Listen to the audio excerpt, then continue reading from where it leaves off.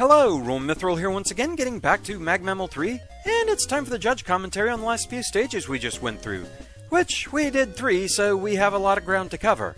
Starting with 146th place, I Hope I Lose, A Grand Tale, by That One Ender. This stage got a 38.4, with a 1.6 in difficulty, 10.6 in design, 9.2 in fun, 5.2 in creativity, 5.2 in aesthetics, and 8.2 in functionality. Mick. Well, that was silly. It's painfully obvious this isn't a serious attempt, but, there's some fun stuff in here, and it doesn't go anywhere close to overboard. The many resized enemies were worth a chuckle. Bunbees everywhere got the odd chuckle, and the music was great for setting the mood. For more serious commentary, the unusual Yoku patterns made them more interesting than the standard stuff, on top of actually having a difficulty curve. And Boo Beam Trap had a fun cameo with an actually genuinely interesting boss room. I'm almost disappointed they all died in one hit. In all honesty, there's some competent stuff in here. I'll be surprised if it actually gets last place. I'll be surprised if it even ends up in Tier 1. This has more merit than it first seems. Shinryu. Honestly, I've seen a lot worse. The stage isn't good, not by a long shot, but it's not quite what I'd call last place material. Really, the only major thing worth mentioning here is the secret room to the right at the start of the stage. Not only can you die by clipping through the wall, but there's so many bolts and other collectibles littered around that it actually lagged the game for me. Other than that, the rest of the stage's issues are all fairly obvious, what with the level structure, aesthetics, and general cohesion just being all over the place. That being said, there are two things about this level I actually liked.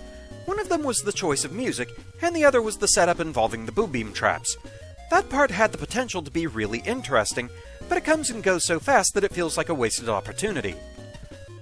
I get that's probably intentional, given the obvious, but at the very least, I think it's something worth exploring if you want to try your hand at a more legitimate level in the future. Patchy. Wish satisfied. You didn't win. There isn't really much going on the level... There isn't really much going on the level design. Straight linear rooms, and then some Yoku blocks making funny faces. Not really much of a grand tale. I like the part with the grabby enemies falling in varying sizes. Hilarious, though doesn't really add to the level design.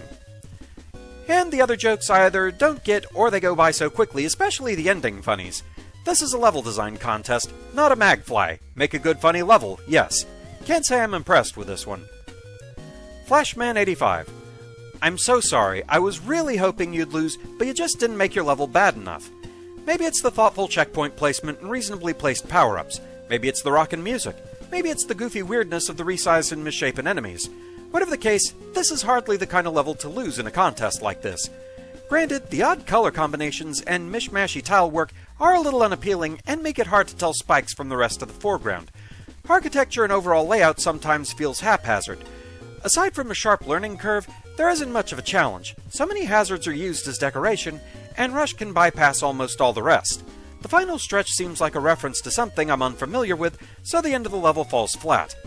Still, the shortcomings are forgivable enough. Aside from deliberately inconsistent collision object use, screen transitions where you can land inside a wall, and the dead-end secret area that lags my computer with its ludicrous generosity, the construction is acceptably sound.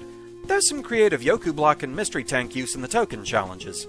Even if it's underwhelming in execution, a Boo Beam fight relying on gimmicks is a fun idea. At the end of the day, the level is neither ironically good enough nor hilariously bad enough to live up to its name. No effort was made to be obnoxiously grand or insubstantially fluffy. You very nearly hit the brief of making a good Mega Man level, and that's disappointing. Ace Spark. Okay, so I'll skip things I would normally comment on here. Those issues are obvious, you know they're obvious, I know they're obvious, and we all know this isn't remotely serious. But, you know, this level isn't bad enough for the title to qualify. Also, nope, this isn't even a Ace Draws a Furry comic bad enough affair either. No, there was in fact the occasional sign of competence amidst the random nonsense. Most of the Yoku block setups are actually pretty solid and playable, which is only noticeable provided the player doesn't actively skip them in any platforming in the stage, which is rather likely due to the level's vibe, making it highly likely that the player reaction to the stage will be, I can't be bothered. I should know, this occurred right on my first run of the stage. Well, that is, it's solid barring the last token room and its overly long pattern that involves inexplicable spike Yokus. And the rest is just utter nonsense. And you know what? It's just hopelessly mediocre rather than bad. And which is worse? A bad level where you get perverse joy at either laughing at it or with it? Or a stage that gets no real reaction otherwise? You be the judge. So yes, like I said, obviously this one is a parody stage of early tier stages as they usually end up in these contests.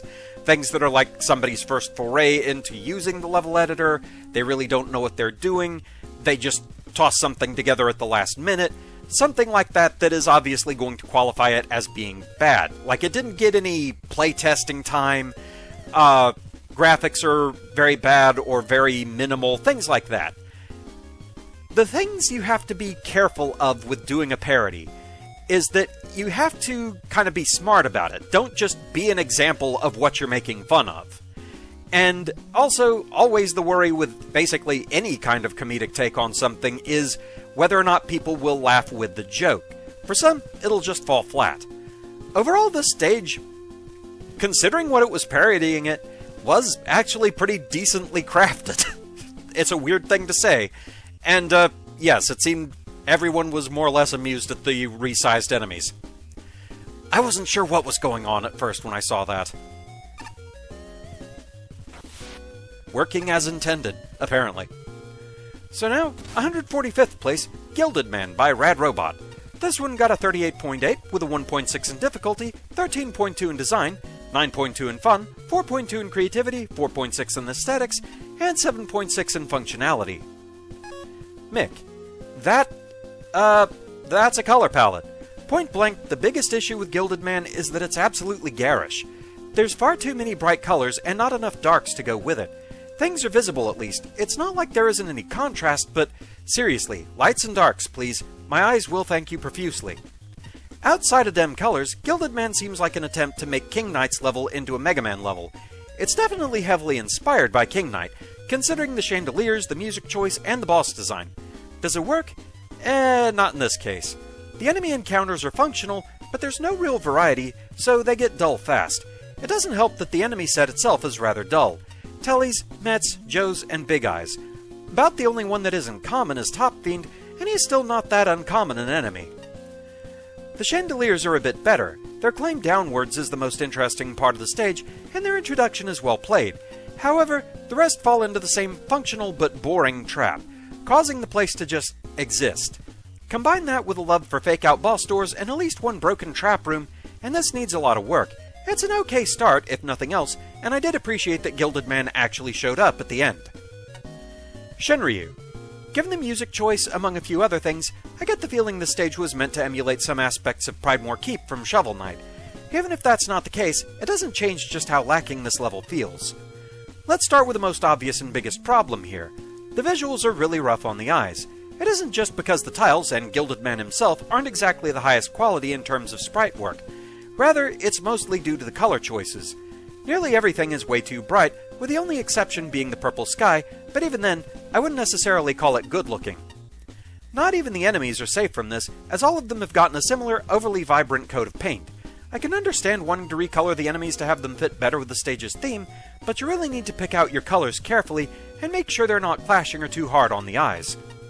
Aside from the aesthetic issues, there's almost nothing else I can really say about this stage. The room layouts and platforming challenges are all incredibly basic with little to no challenge involved, making for a pretty bland experience overall. Honestly, there's only two major things I can think of that are worth bringing up. The first is the fact that the music doesn't loop properly. This goes for both the stage and the boss themes. The other is a far more glaring issue involving that one bonus room with a sign that tells you not to touch the items. Must have missed that. Regardless of whether or not you take the items, there's no transition that lets you go back to the previous screen, meaning your only way to get out of that room is to throw yourself into the pit below. Unfortunately, this is probably the most memorable thing about the stage, besides the overly bright color palette, of course. Patchy. Kingman, now with 100% fewer chess references. Well, this is a weird one. I guess the theme here is what if King Knight was a Mega Man Robot Master instead? Or the joke here is it's supposed to be a bootleg King Knight? There are definitely similar elements used here. The falling chandeliers, for example, tile set resemblances, and the most obvious, the music choices. The visuals could have been done better. A lot of sharp and flat colors being used, the yellow especially can be pretty eye-piercing. Enemy reskins are mostly a change in colors. None of them immediately made me realize what they were representing in the original King Knight stage either. The architecture is a little weird. There are many weird openings throughout the stage that don't really lead anywhere, or sometimes they even lock you out of the exit because you forgot to put a two-way screen transition object. Music is also a bit crusty and inconsistent in volume between the stage and the boss music, almost like they were taken from separate YouTube videos. Flashman85. Look at the stage, if you can stand the view. A sickening milieu. Egad, it's all yellow. It's not too long. Tough challenges are few. Checkpoints are well placed. Woo. And so I feel mellow. Ahem. I can tell some thought went into this level, but the execution lets it down. A golden castle festooned with jewels is neat. More texture in the foreground tiles would help the bright color to be less of a shock. Crystal Joe looks snazzy in red. The other recolored enemies look unnatural in jewel tones, and they don't contribute to the theming as well as some other enemies you could have used, which is a darn shame. Ba-dum-ching. Three-skinned Yamato Man is fine but underwhelming. Oddly, his hitbox is slightly higher than Laser Trident can reach from the ground. That's odd. The music selection is good. The looping and volume need attention. Although the custom graphics could use more polish, the tile arrangement is on point, striking the right balance of repetition and pops of interest. However, the architecture is logically and aesthetically confusing, with inexplicably empty rooms, suspicious spike-lined passageways that go nowhere, and an overall layout that makes no sense when viewed on a map. Screen transitions are rampantly unsafe, leading to instant death if you enter from the wrong angle or attempt to backtrack. This makes the chandelier introduction especially rough. Unlabeled telespawners and a couple deceptively low ceilings contribute to unwelcome surprises being the most dangerous part of this level. I'd like to see more combinations.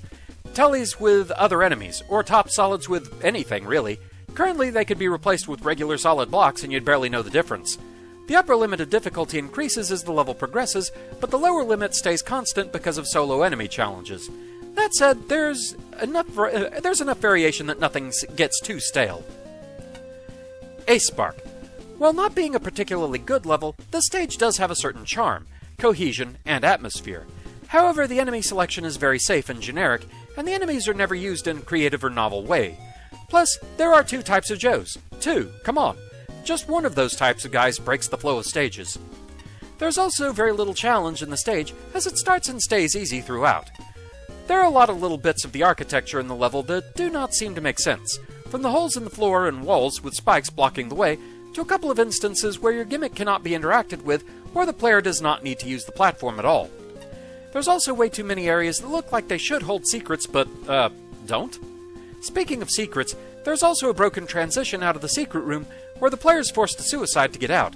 Fortunately, the stage is very generous with checkpoints, so this does not affect you too much. Honestly, the graphics look amateurish. When creating NES-style graphics, you need to be referencing other tile sets. As is, the level tile set is very undetailed, though the way it is used does show some thought behind the tiling. The lack of detail means the majority of the level is a single bright block color, and kind of an eyesore. The reskin boss was very cute, although you need to make sure it does not deform when moving. So, yeah, a lot of what they were talking about there is my main issue with the stage. The fact that the graphics, they were pretty simplistic. Like I said, I kind of got the feeling of like an old Atari game, like even older than NES. And honestly, that's okay. Overall, aesthetic doesn't really hit too hard for me, I guess. It's the functionality of the stage that matters more. Not everybody can do good custom sprites. I would say, though, like, it is somewhere that you have room for improvement. Like they suggested, study other tile sets. Like Kingman's actual tile set in Shovel Knight, it has a lot more to it than that. Just, it has more colors, it has more detail. So, study things like that a bit more, and I think you could have had a very solid, good aesthetic going in this stage. It's one of those, the idea is there, just needs a bit more polish. But overall, a perfectly playable stage. And finally, 144th place, Fruit Forest by Red Blue Gray Van. This stage got a 39 even, with a 1.6 in difficulty, 16.8 in design, 11.6 in fun, 6.8 in creativity, 7 in aesthetics, 9.8 in functionality, with a 25% time penalty. Mick. As a whole, this is an inoffensive level. It has a decent enemy set that, barring Fujin, feels thematically appropriate. Even then, Fujin gets some good use, including the odd challenge I genuinely enjoyed. On the other hand, Uranus rollers make a good gimmick throughout, and the level has some fun challenges near the end, including a climax that very much feels like a climax even without a boss fight. That's not to say there are no issues. In fact, outside of a few moments, most of the design is completely unmemorable, even the good parts. And when it stands out, it's not always for the best reason. For a specific example, that water spike drop can be a bit awkward to maneuver, especially given how far back the checkpoint is. Yeah, I did get hit with that one. Besides that, the core issue is the aesthetics. The near pitch black forest isn't the most interesting background, and creates a garish contrast when you reach the skyline. There's also background tiles being used as foreground, and a random ladder in the middle of the stage that doesn't quite work. Other than that, the stage, it's unmemorable.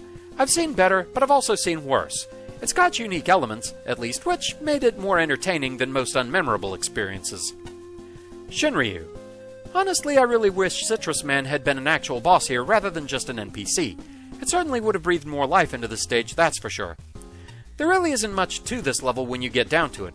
The general idea is certainly there when it comes to the platforming challenges, but they end up being incredibly easy throughout almost the entire stage. The only part that I actually found to be somewhat challenging was near the end, where you need to drop off a rotating platform while maneuvering into a gap around some spikes. It would have really helped this stage to have a steadier difficulty curve with segments like that, along with a few more gimmicks to complement the rotating platforms. A larger enemy variety would have also helped, since there's only about 3, only one of which was actually fruit-based.